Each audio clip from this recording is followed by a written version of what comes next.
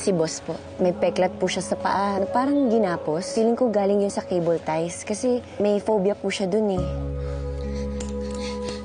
Dad, pinapapunta nila ako sa marketing department for the IdeaX event. Why don't we go together? All three of us. Okay na po ba kayo, boss? Yeah, fine. Ginawin lang talaga ako, remember? Mom, Dad, thank you for supporting me at the office. You're welcome, anak. Second, you will get hurt. Even if you don't blame Ninja Boy for everything that happened with you and your mom, Ken, it will hurt you. Kailangan ko po to eh. Gusto ko pong mabuo, boss. If you really want to know the truth about Cyrus, then hindi na kita pipigilan. If you can handle it, then I can handle it. Si Boss Bimsy. Oh, we got stuck in the rain, but it's fine now. By the way, when you get back tomorrow, I'll have something amazing prepared for you. What is it about the star? Is it like dating season? Sige, may date kayo? Alika na, mauna na ako sa van. Tingnan mo to, tinatanong lang. Kaya maganda dito. Blue.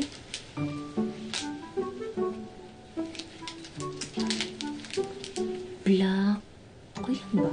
Ay, Karabe, ano sa tingin mo maganda dito? Ito? Or ito? Or ito? Ah, ito? Oo, no. Black na lang para hindi masyadong naghanda. Good choice. Perfect.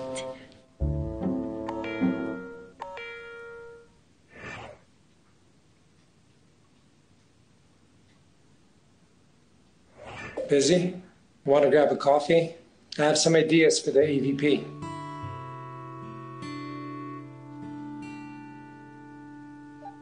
Sorry, may prior appointment kasi ako. Rain check?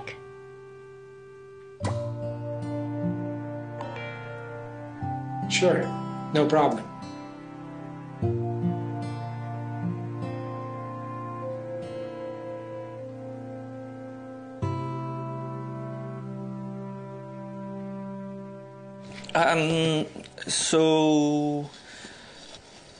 Ilan kayo magkakapatid?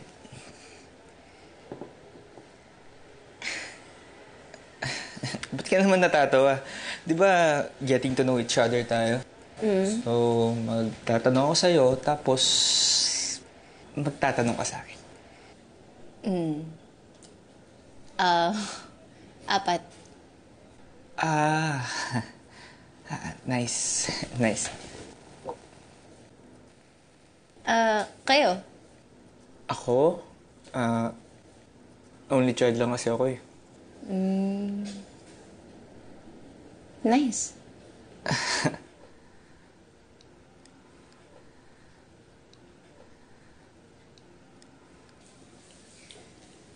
Awkward ba? Ha? Ay, hindi. Okay lang. Pagod lang siguro ako kasi bumiyay tayo, di ba? Oo nga pala. Sorry, nakalimutan ko yung drinks.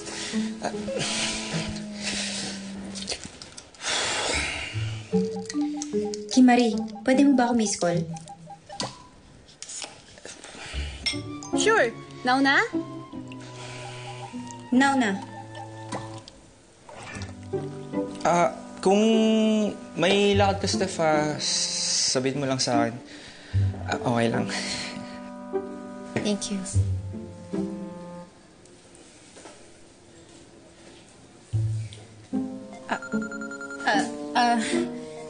Yung ate ko, hinahanap ako eh. May ipapabili ata. So... O sige, baka importante yan. Sige.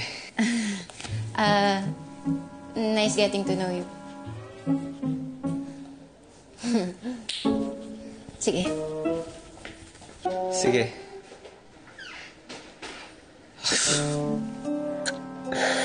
Ba yan? Rejected ka po eh. Walang ginagawa mo.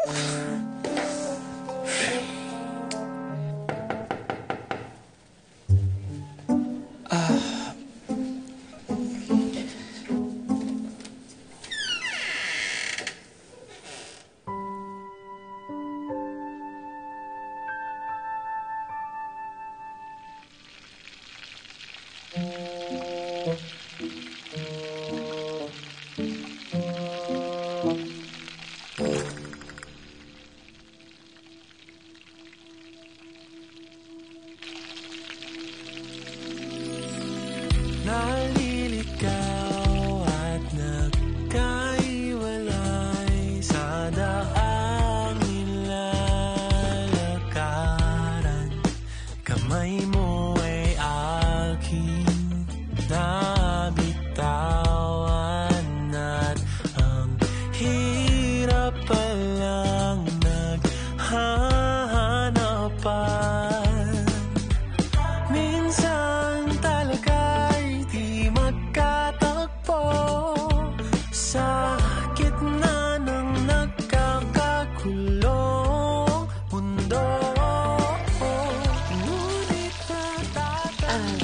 Boss, kailangan niyo pong tulong? Patayin niyo po muna. Patayin muna natin yung... Ayan. Ano yan? Sabi ko, kailangan niyo pong tulong. Well, I tried to make something special for you like I promised, but... Nasunog po. Kayo po nagluto lahat yan? But let's just keep this to ourselves, okay? And since nagugutom na ako, order na lang tayo. Hindi po. Okay pa po yan. They're all sunog. Hindi naman po lahat. May iba naman dyan. Okay pa eh. Sure ka? Ako na pong bahala. Magaling po ako mag-recycle pagdating sa pagkain. Parang nahahawa ka na sa akin. Perfect. Pakialaman ko na. Yeah.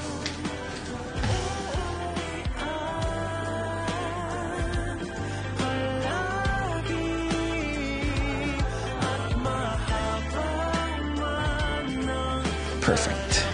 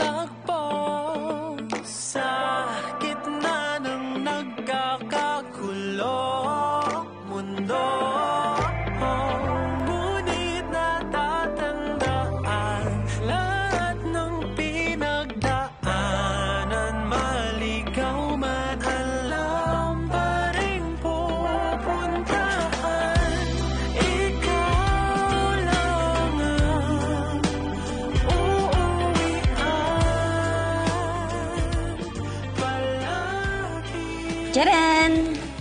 Steak silog a la Kimberly. Wow, that looks really good. Here. Thank you. Thank you. Yan. Bango.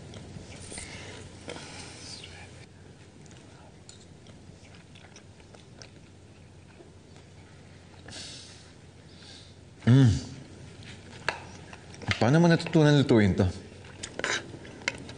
Kapag pecha de peligro na, no choice na ako kundi lutuin na lang tsaka mag-recycle ng mga tirang pagkain para the next day gagawin ko na siyang silog. Parang ganito.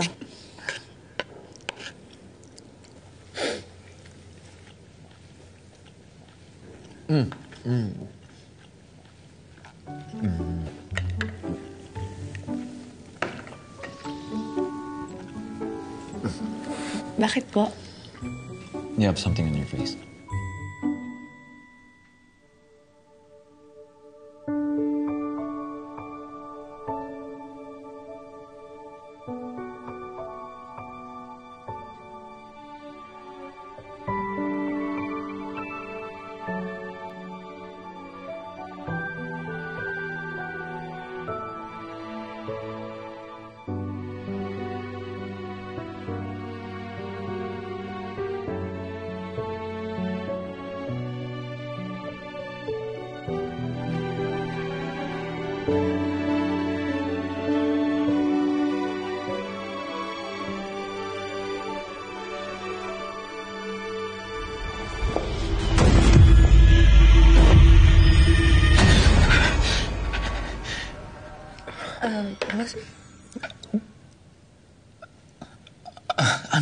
I'm so sorry. I'm sorry. Hindi, okay lang. Hindi. At least ngayon, hindi niyo na po ako tinulak. Improving.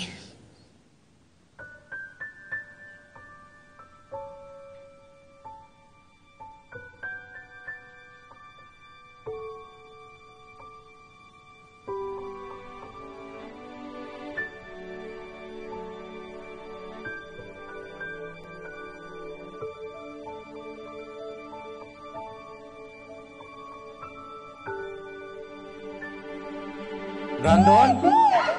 Aray ko. Di mo naman sinabi. Abot ko lang sana tong wine kasi bagay sa steak. Sige. Mauna. Pwede po. Alis na rin po ako. Gabi na rin po kasi... sige, boss. Mauna na po ako. Good evening po, sir. Good evening.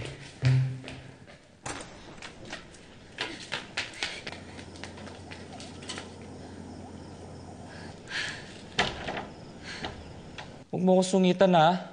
Dito mangyayari kung pinaliwanagan mo ako ng maayos. So you have a lot of explaining to do. Cause...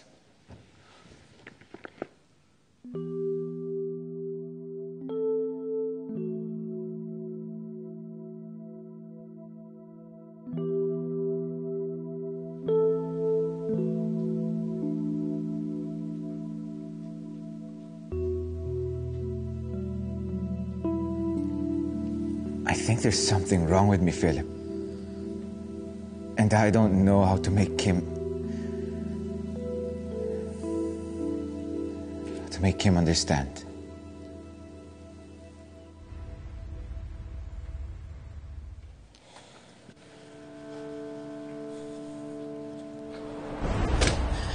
Someone's been asking about the kidnapping. Who told you?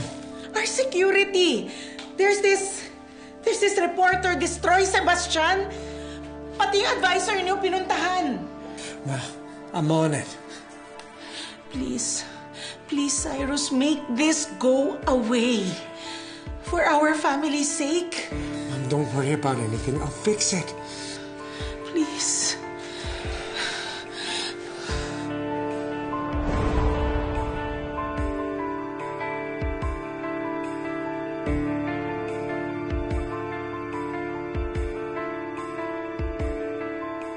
Cyrus Castillo.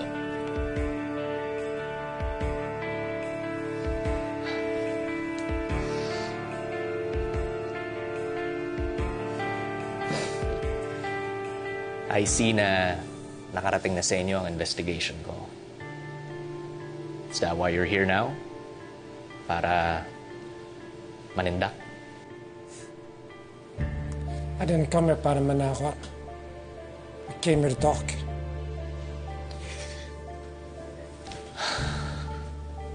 You know, there really must be something to this story for you to meet me in person like this.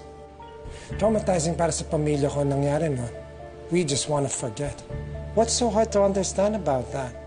You're a reporter, right? You should know this. Yeah, pero... iba to eh. Binuran nyo lahat. Lahat ng balita, lahat ng ebidensya. So what are you trying to say? What I'm trying to say is, if wala naman kayong tinatago, grant me a sit-down interview. Gusto ko lang malaman yung buong kwento.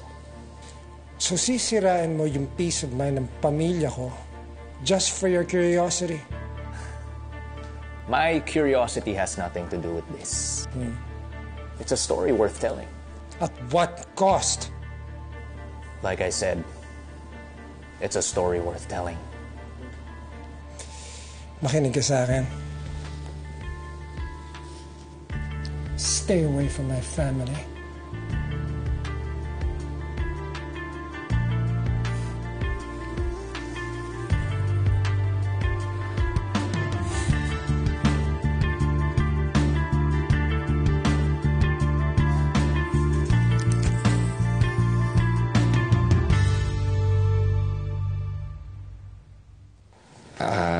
Sir Kim, pasensya na nga pala kagabi, ha. Hindi ko kasi alam na magkasama kayo ni Brandon, eh. Sorry na, istorbo. Hindi po. Wala po kayo na istorbo, Sir Philip. Kung ano man po yung nasa isip ninyo, nagkakamali po kayo doon. Nagdi-dinner lang po kami ni boss noon. Nothing more, nothing less. Haba ng paliwanag, ha. Pero sige, I believe you. Tsaka, may sprain po ba kayo, Sir Philip? Kasi parang gusto niyo po magpakuha po ako ng yelo. Dili, okay lang. Nalagyan ko na kanina. Sige.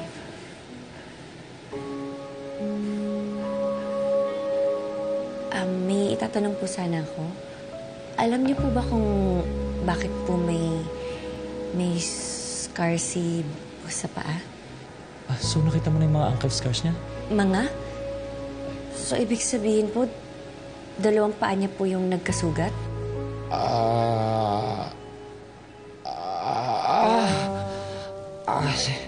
Sakit ng tiyan ko. Number 2 ko, saglit kasi hindi ko nagawa kanina. Niyelo ko yung paa ko eh. Oh, excuse me lang dito pala yung CR. Later na lang. Later.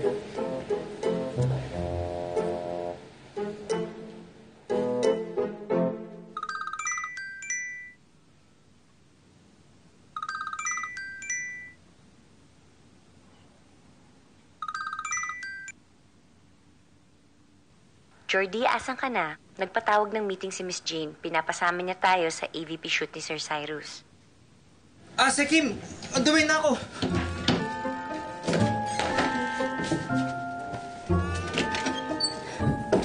Jordy, anong oras na? Bakit di mo ako ginising? Paano kita gigisingin? Hindi rin ako nagising. Lagot ako nito. Sige na, maligo na ako. Wait lang! Ano? Yung nangyari sa atin, hanggang doon lang yun, ha? Gets ko. Huwag mo lalagyan ng kulay, okay? Sabi mo eh. Seryoso kasi ako. Ano bang tingin mo sa akin? Sad boy? Sige na, maligo na ako.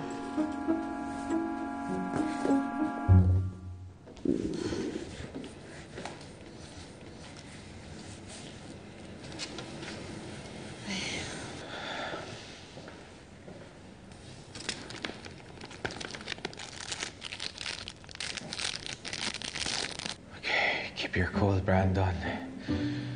You got this.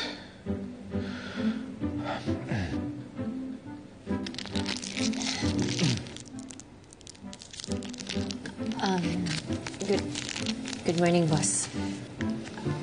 Biniling ko na po pala kayo kay Kimari. Sasamahan ko lang po si Sir Cyrus para sa AVP niya. No. No? No. Request daw po ito ni Madam Carlota eh. Well, Mom's not here. Is she? Boss, akala ko po ba you can handle this?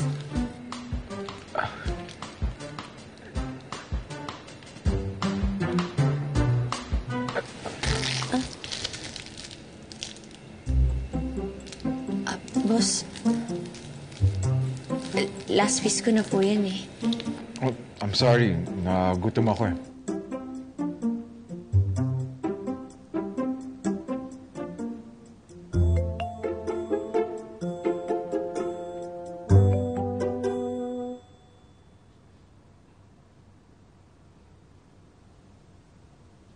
Sakim.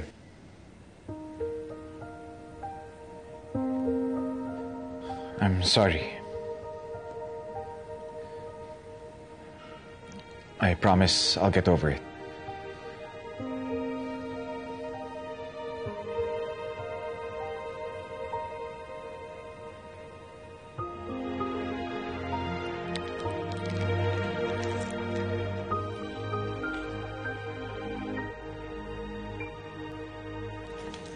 Good afternoon po, Madam. Hello, Secretary Kim. Nako, si Cyrus will be with us in a minute. Oh, Yaya, alam mo na kaagad, ha? Yes, ma'am. Serve na merienda. Come on. Secretary Kim, can I talk to you for a bit? Sure. Aba, Halika. Upo ka muna.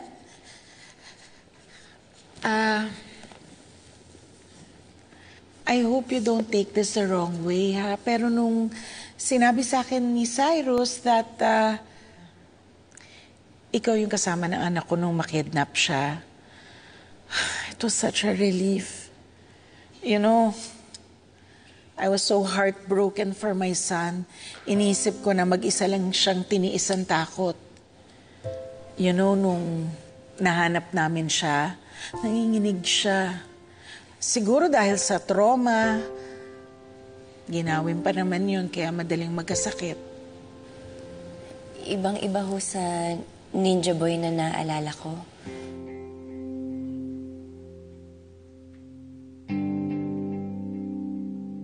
Matapang ho siya, Madam.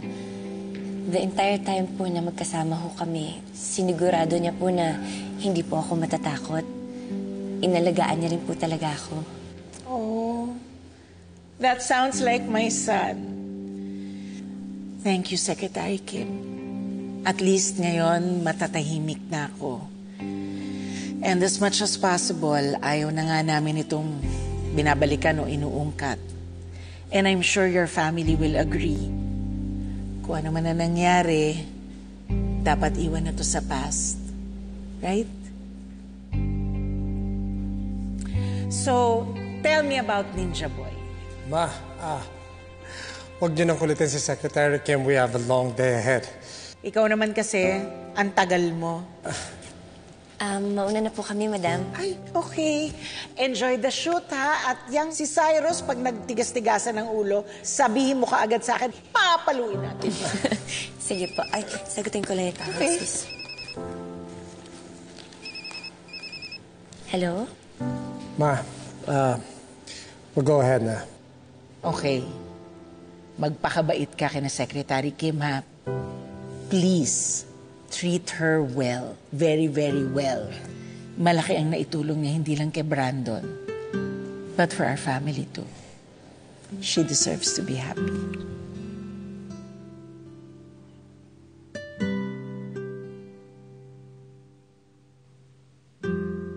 Let's go.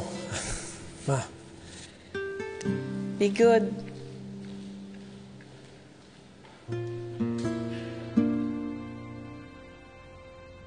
And cut! Good take. Next tayo. Direk, ito po Okay. Ito tayo, okay? Ang ganda po nun, Sir Cyrus. Talaga? Thank you. Ayusin ko lang po yung pants. Anong ginagawa mo? You don't need to do that.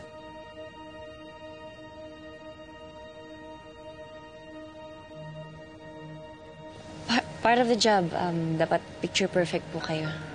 You seem to forget. Hindi ako si Brandon. Next natin, Sir Cyrus, kunwari po nagbabasa kayo ng novel nyo. Medyo maaraw lang, ha? I don't mind the heat, Direk. Namiss ko nga yung init eh. Kasi minsan, nagsi-0 degrees kami sa Berlin. Kaya niyo po yung lamig? I love the winter. Hindi naman ako ginawin. Or baka sadyang makapal lang talaga ang balat ko. Nung nahanap namin siya, nanginginig siya. Ginawin pa naman yun, kaya madaling magkasakit. Okay.